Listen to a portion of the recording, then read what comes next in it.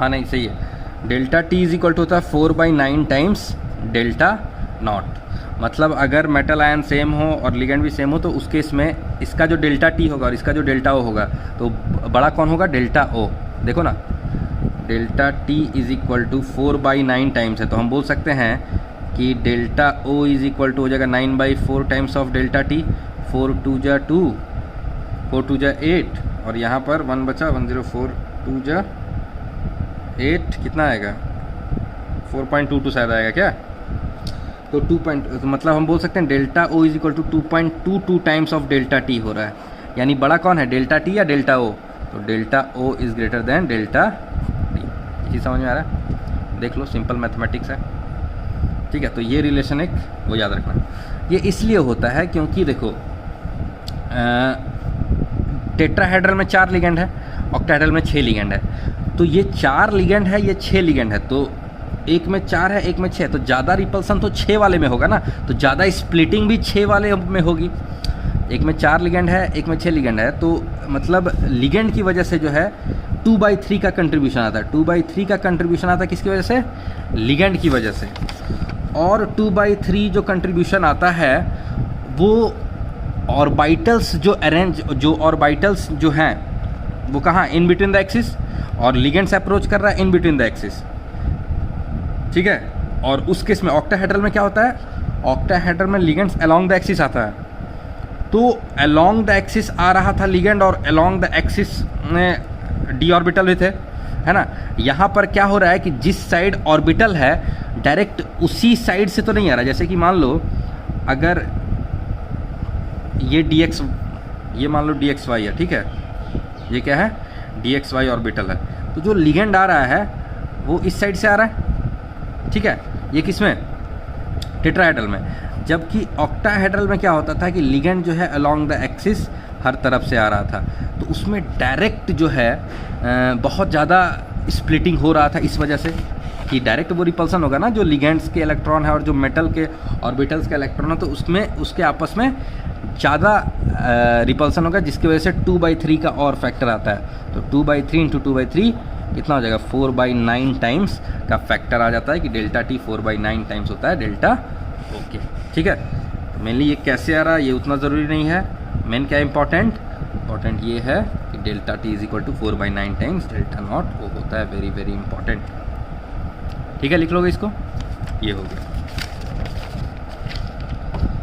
अब mainly delta tetrahedral complexes के लिए पूछा जाता है और ऑक्टाहेड्रल कॉम्प्लेक्सेस के लिए ही पूछा जाता है, लेकिन फिर भी एक ये देख लो, square planar complexes, CFT for square planar complexes, CFT for square planar complexes. इसमें क्या है, इसमें कैलकुलेशन नहीं करना है, इसमें बस समझना है कि क्या स्प्लिटिंग कैसे टूटा, किसकी एनर्जी ज़्यादा किसकी कम। CFT for square planar complexes, square planar complexes मतलब कोऑर्डिनेशन नंबर 4। ठीक है, टेट्राहेड्रल के लिए देख लिया, ऑक्टाहेड्रल के लिए देख लिया। स्क्वायर प्लेनर केस में क्या होता है कि अच्छा, हमने ऑक्टाहेड्रल में क्या पढ़ा था याद है, ऑक्टाहेड्रल में हमने पढ़ा था कि भाई ये जो 5 डी ऑर्बिटल्स हैं, 1 2 3 4 और ये 5, ये किस में टूटते हैं, T2G, ये किस में, EG में, ऐसा ही टूटते थे। अच्छा, ये G का मतलब जान दो, G का मतलब होता है जीरेड, G का मतलब होता है geared. Geared is used for symmetry. Symmetry इसलिए कि जो भी मेरा ऑक्टाहेड्रल कॉम्प्लेक्स होता है ना, मान लो L L L L L L, इसमें सेंटर ऑफ इन्वर्जन होता है। सेंटर ऑफ इन्वर्जन मतलब यहाँ है, जितने डिस्टेंस पे ये चीज़ है उतना ही डिस्टेंस पे लिगेंड ये भी है, जितने डिस्टेंस पे इधर है उतना ही अपोजिट डायरेक्शन में ये भी है, जितना अपोजिट डायरेक्शन में ये है वही सेम चीज़ अपोजिट डायरेक्शन में ये है, तो ये सेंटर ऑफ इन्वर्जन होता है। जबकि टेट्राहेड्रल में ऐसा नहीं होता है, तुम देखोगे तो देखो इसके अपोजिट में तो कुछ है ही नहीं, इसके अपोजिट में कुछ है ही नहीं, है ना। तो कहने का मतलब अपोजिट में कुछ नहीं, तो इसमें सिमेट्री नहीं थी, इसमें सिमेट्री नहीं थी, इसलिए हम बोल रहे थे कि T2 सिर्फ लग रहा था और E लग रहा था, यहाँ G नहीं लग रहा था जैसे ऑक्टाहेड्रल में लग रहा था, बताए थे ना। टेट्राहेड्रल में T2 और E लिखेंगे क्योंकि G सिमेट्री नहीं है, G is used for geared symmetry के लिए। स्क्वायर प्लेनर वो कॉम्प्लेक्स में सिमेट्री है, बिल्कुल है। देखो जितना इधर उतना ही इधर, जितना इधर उतना ही इधर, ठीक है। तो इसकी भी स्प्लिटिंग पहले स्टार्टिंग में तो T2G और EG के रूप में होती है, ठीक है। लेकिन यहाँ जो दो ऑर्बिटल्स हैं ना, कौन कौन से हैं, dx² y² dz², ठीक है। और यहाँ पे क्या है, dxy dyz dzx। अब क्या होता है कि जो लिगेंड आ रहा है, ligand approaches along the axis in xy plane, इसका मतलब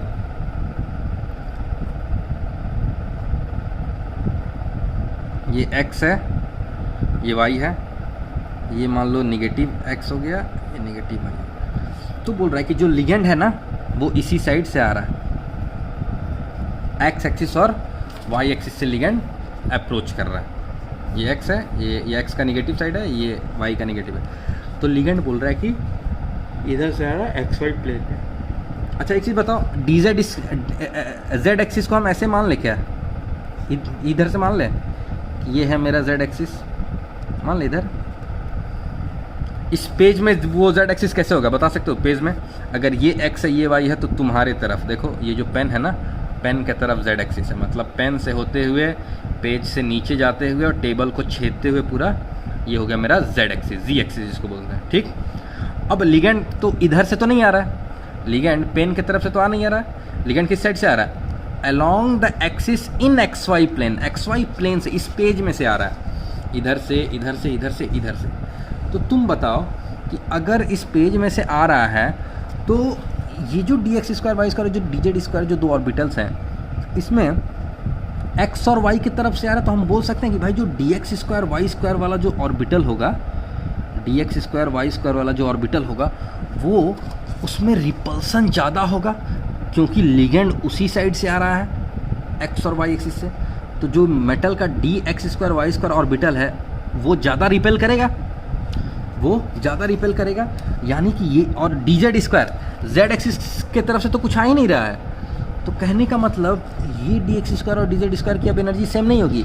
अब ये दोनों भी स्प्लिट होंगे, तो ये दोनों जब स्प्लिट होंगे तो dx² y² ऊपर चला जाता है और dz² नीचे आ जाता है। और सबसे इंटरेस्टिंग बात, ये इतना नीचे आता है। अच्छा फिर एक ऑर्बिटल जो dxy ऑर्बिटल है वो कहाँ होगा, dxy ऑर्बिटल बताओगे, dxy ऑर्बिटल होता है इस प्लेन में, x और y के बीच वाले प्लेन में। ऐसे कैसे बनाए, जैसे ये मान लो xy प्लेन है ना अपना, x है, ये x है और ये y है, हाँ, ये x है और ये y है, तो dxy कहीं ना कहीं ऐसे होगा। तो ये मान लो मेरा मेटल का ऑर्बिटल है, ये मेटल का d ऑर्बिटल है और लिगेंड इधर से आ रहा है, तो हम बोल सकते हैं कहीं ना कहीं इसके डायरेक्ट तो नहीं है, लेकिन जब आएगा तो ये भी रिपल्सन फील करेगा अच्छा खासा, इन कंपेरिजन टू dz²।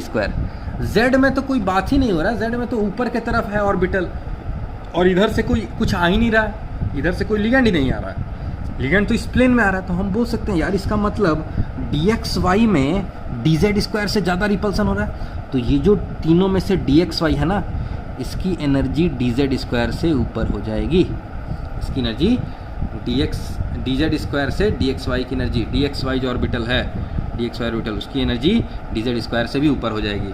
और बाकी यहाँ पर dyz और dzx, इनमें तो एनर्जी उतनी ही रहेगी। तो this is the splitting of square planar complex.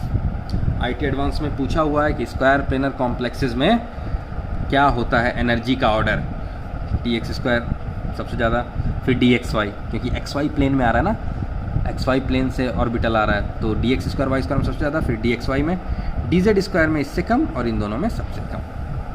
Is it okay? तो ये रहा CFT का स्प्लिटिंग। इसमें हमको निकालना नहीं है, कि इसको किससे मल्टीप्लाई करेंगे, इसको किससे नहीं करेंगे। इसमें बस एक चीज़ ध्यान रखना। अच्छा तुमसे अगर हम पूछ दें कि ये है ऑक्टाहेड्रल की स्प्लिटिंग, ये है स्क्वायर प्लेनर की स्प्लिटिंग, किसका CFSE ज़्यादा है, इसका CFSE तो ये हो गया और इसका CFSE ये हो गया, तो देख के ही लग रहा है कि स्क्वायर प्लेनर कॉम्प्लेक्सेस की CFSE ज़्यादा है। तो delta of square planar complexes, square planar is greater than delta O, CFSE for octahedral complexes.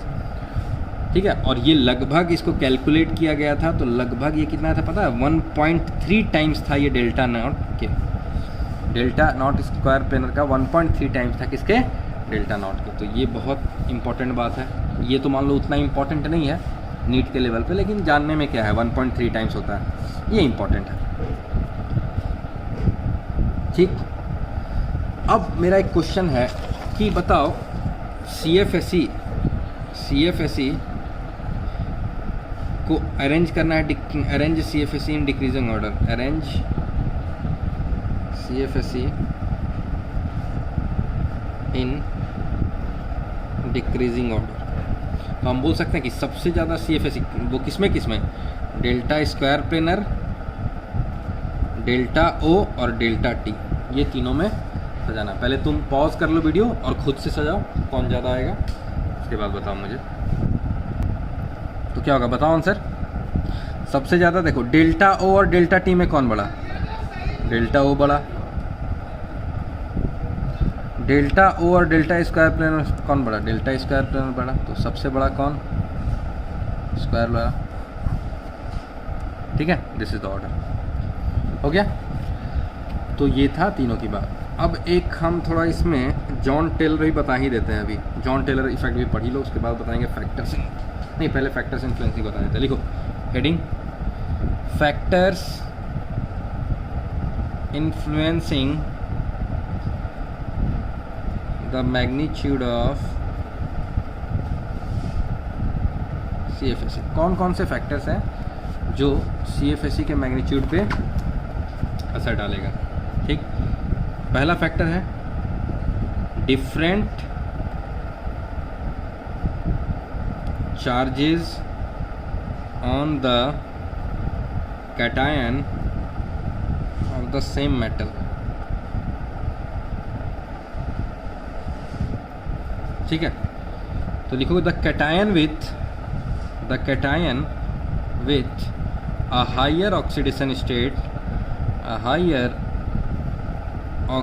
state, has larger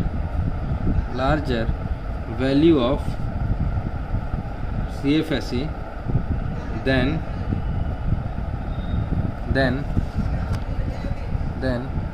that with lower oxidation state।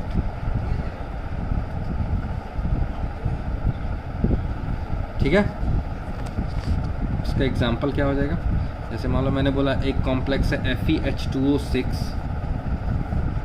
3+ और FeH2O6 2+, दोनों कॉम्प्लेक्स सेम है, बस difference क्या है, Fe पर जो चार्ज है यहाँ 3+ चार्ज है, यहाँ 2+ चार्ज है।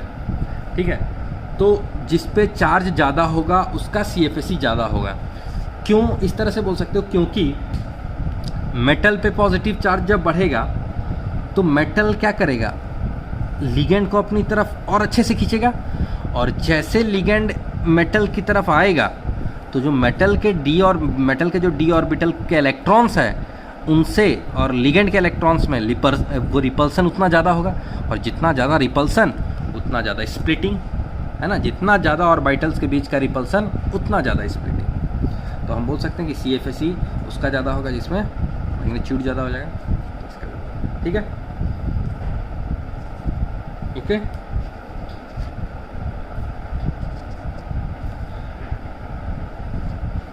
दूसरा ये लिख सकते हो,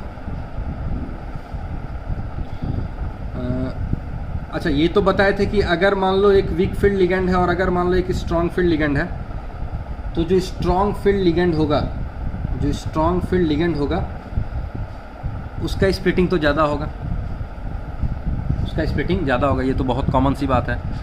तभी तो स्प्लिटिंग ज़्यादा हो रहा है स्ट्रॉन्ग फील्ड में, तभी तो पेयरिंग होता था, बताए थे ना, जितना ज़्यादा स्ट्रेंथ होगा लिगेंड का उतना ज़्यादा स्प्लिटिंग होगी। हाँ, उससे पहले ये पॉइंट लिखो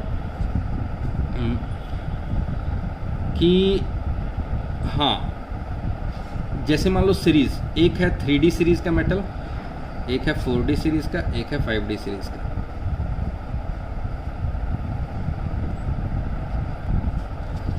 हाँ, इसमें क्या बता रहा है, एक मिनट पेज चेंज करना है।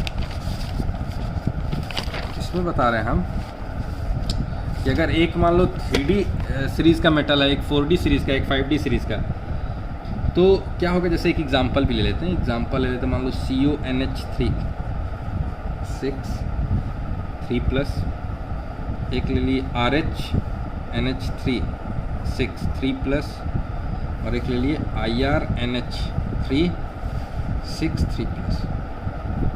ये 3 ले लिए ना। अब इसमें क्या हो रहा है कि ये 3D है, ये 4D सीरीज़ का है, और ये मेटल 5D सीरीज़ का है ना। तो जैसे जैसे नीचे जाओगे तो क्या होता है, एटॉमिक नंबर बढ़ता है। एटॉमिक नंबर बढ़ने से क्या होता है कि जो न्यूक्लियस है उसमें positive charge, number of protons बढ़ने लगेंगे। एटॉमिक नंबर बढ़ेगा मतलब नंबर ऑफ प्रोटॉन्स बढ़ने लगेंगे। नंबर ऑफ प्रोटॉन्स बढ़ने लगेंगे तो न्यूक्लियस पे पॉजिटिव चार्ज बढ़ने लगेगा। जो मेटल है उस पर पॉजिटिव चार्ज न्यूक्लियस का बढ़ने लगेगा। तो मेटल्स पे पॉजिटिव चार्ज जब बढ़ने लगेगा तो मेटल्स क्या करेगा, आने वाले लिगेंड्स को अपनी तरफ और अट्रैक्ट करेगा, अपनी तरफ और अट्रैक्ट करना चाहेगा। और जैसे अपनी तरफ बुलाएगा वैसे ही जो मेटल के डी ऑर्बिटल्स के इलेक्ट्रॉन्स हैं वो उसको क्या करेंगे, उतने ज़्यादा रिपेल करेंगे। तो जैसे मेटल के ऑर्बिटल लिगेंड के इलेक्ट्रॉन को रिपेल किए तो स्प्लिटिंग क्या हो गई, डी ऑर्बिटल की बढ़ गई। तो इसलिए हम बोलते हैं जेड इफेक्टिव। इधर जाने से बेसिकली हो रहा है जेड इफेक्टिव इंक्रीज कर रहा है, nuclear charge, effective nuclear charge central वो मेटल एटम पे इंक्रीज कर रहा है। तो जेड इफेक्टिव बढ़ने के कारण CFSE बढ़ जा रही है। स्प्लिटिंग ज़्यादा होना मतलब CFSE बढ़ना। ये गैप को ही तो CFSE बोल रहे हैं। जो ये गैप हो रहा है ऑर्बिटल्स के बीच, जो 5 डी ऑर्बिटल हैं वो टूट रहे हैं 3 और 2 में। तो ये जितना स्प्लिट करेंगे CFSE की वैल्यू उतना बढ़ती जाएगी। ठीक है, तो एक एग्जांपल ये हो गया ड्यू टू जेड इफेक्टिव, है ना, ड्यू टू जेड इफेक्टिव। पूछ चुका है ये क्वेश्चन। ठीक, तीसरा तो बता दिए, टाइप्स ऑफ हाइब्रिडाइजेशन भी लिख सकते हो, टाइप्स ऑफ हाइब्रिडाइजेशन।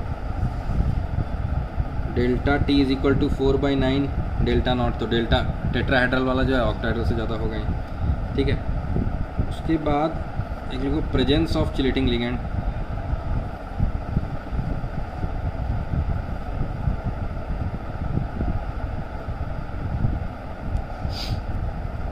अगर मान लो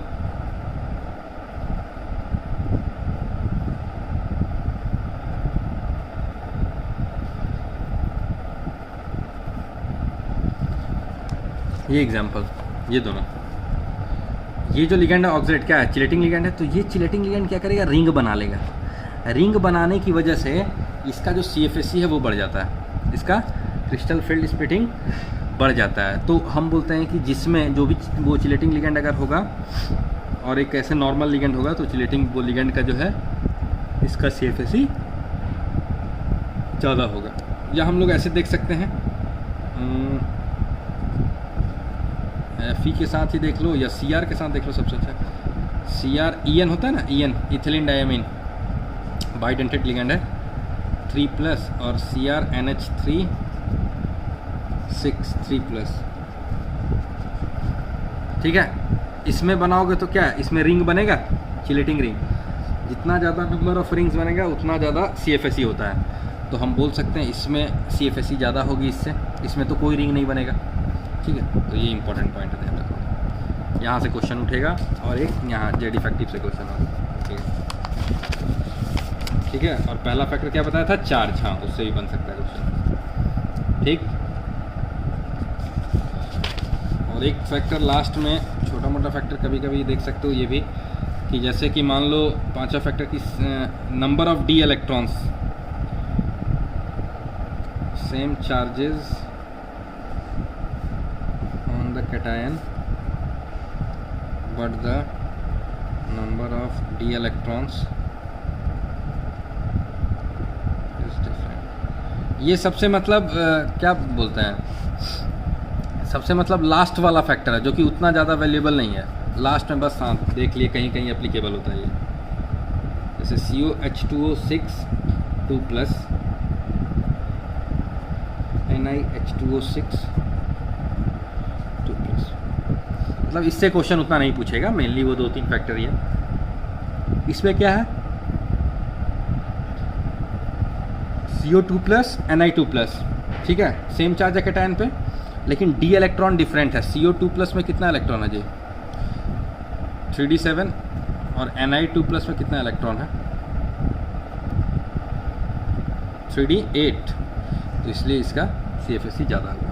वही नंबर ऑफ इलेक्ट्रॉन्स है, तो लिगेंड के इलेक्ट्रॉन्स के साथ d ऑर्बिटल में जो इलेक्ट्रॉन उसकी स्प्लिटिंग ज़्यादा होने लगेगी, बस यही सिंपल, लिगेंड सेम है ही, ठीक है। तो ये 4-5 फैक्टर है जिससे हम लोग CFSE देखते हैं, ठीक। अच्छा, स्टेबिलिटी ऑफ कांस्टेंट बताया, स्टेबिलिटी ऑफ द कॉम्प्लेक्स बताया था क्या, स्टेबिलिटी ऑफ कॉम्प्लेक्स नहीं बताया था, एक बार देख के बताना बताया था कि नहीं, ठीक है।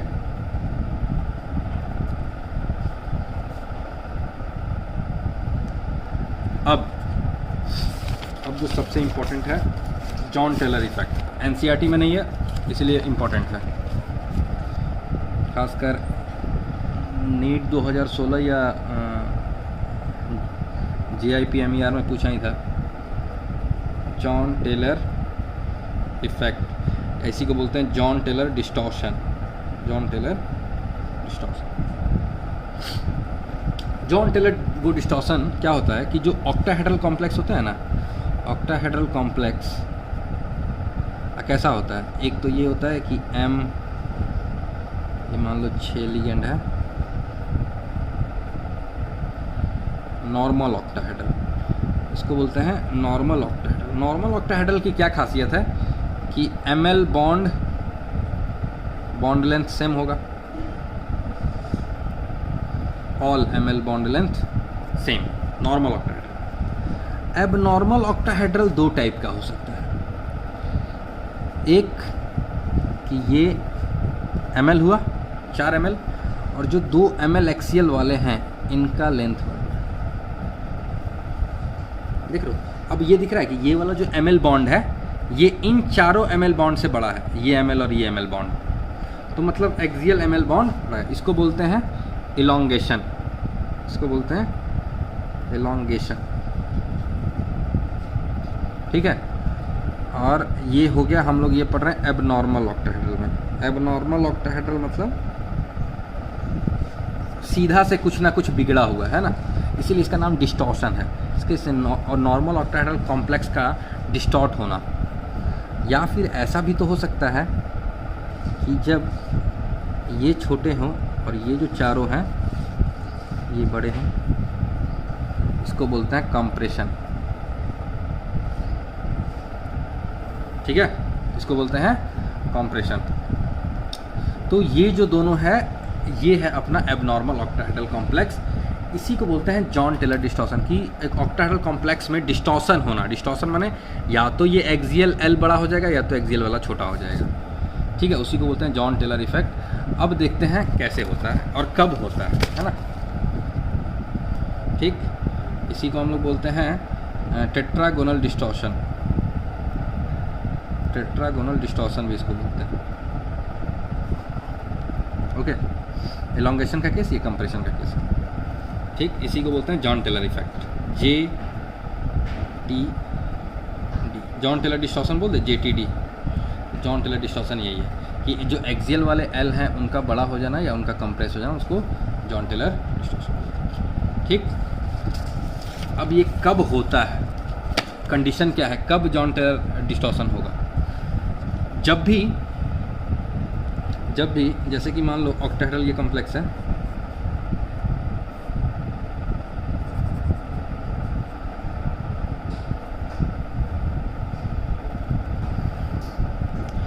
जब भी इलेक्ट्रॉन्स की तुम फिलिंग करोगे, इलेक्ट्रॉन्स की फिलिंग करोगे तो condition for JTD, Jahn Teller distortion का एक ही कंडीशन है, unsymmetrical filling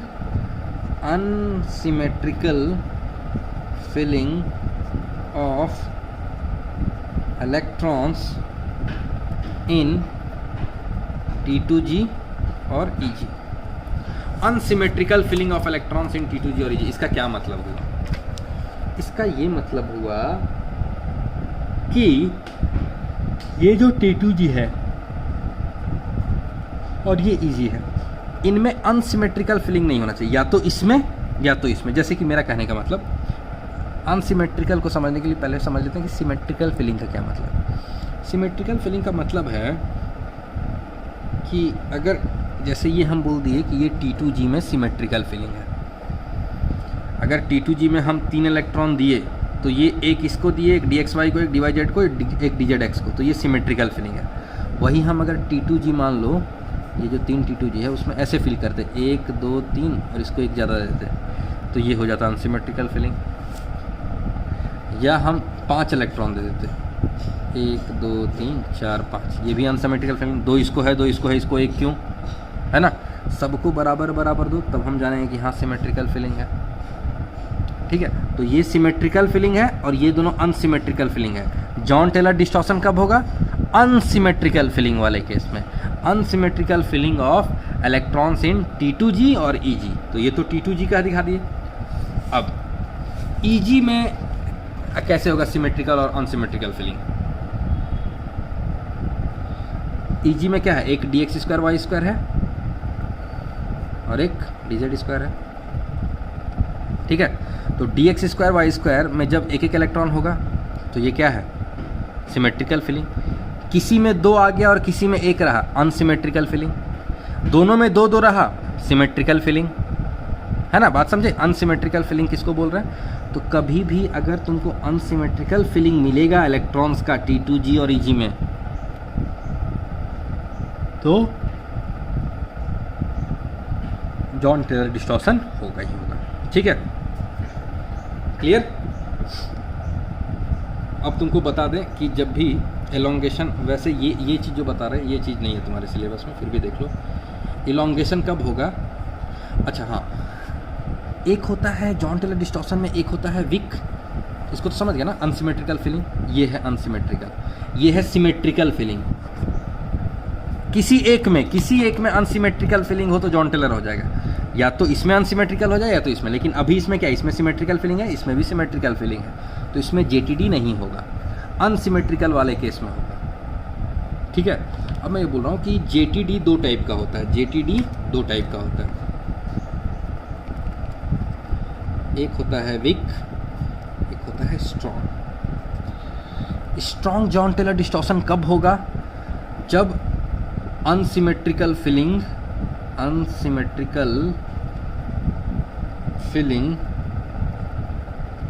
take place in EG orbitals. जो EG ऑर्बिटल्स हैं ये वाले, अगर इनमें अनसिमेट्रिकल फिलिंग हुआ तो उस केस में Jahn Teller distortion strong Jahn Teller distortion बोलते हैं।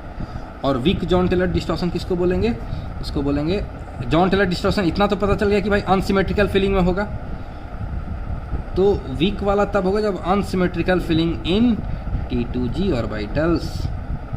बात समझे, जब अनसिमेट्रिकल फिलिंग मतलब सिमेट्रिकल फिलिंग नहीं होना, तो अनसिमेट्रिकल फिलिंग जब T2G ऑर्बिटल्स में होगा तो उस time weak Jahn Teller distortion होगा, और अनसिमेट्रिकल फिलिंग जब EG ऑर्बिटल्स में होगा तो वो स्ट्रॉन्ग जॉन टेलर डिस्टॉर्शन होगा। बात क्लियर है, बात समझ आ गया। ओके, अब हम एक चीज़ बता देते हैं कि अब तुमको बोले थे ना कि एलोंगेशन और वो कंप्रेशन वाला केस, तो एलोंगेशन और कंप्रेशन कब होगा। देखो एलोंगेशन का केस ये है कि अगर मान लो ये DXY है, ये DZ² है ना, अगर DZ² में 2 इलेक्ट्रॉन और DXY में 1 इलेक्ट्रॉन, तो DZ² में ज़्यादा इलेक्ट्रॉन होने की वजह से रिपल्सन ज़्यादा होगा Z वाला ऑर्बिटल, तो रिपल्सन ज़्यादा होगा Z वाला, तो Z वाला का लेंथ इंक्रीज कर जाएगा, एलोंगेट हो जाएगा लेंथ। और कंप्रेशन का केस क्या हो जाएगा, ये हो गया एलोंगेशन का केस। कंप्रेशन का केस क्या हो जाएगा जी, सब बातों को लिख लेना अच्छे से, है ना।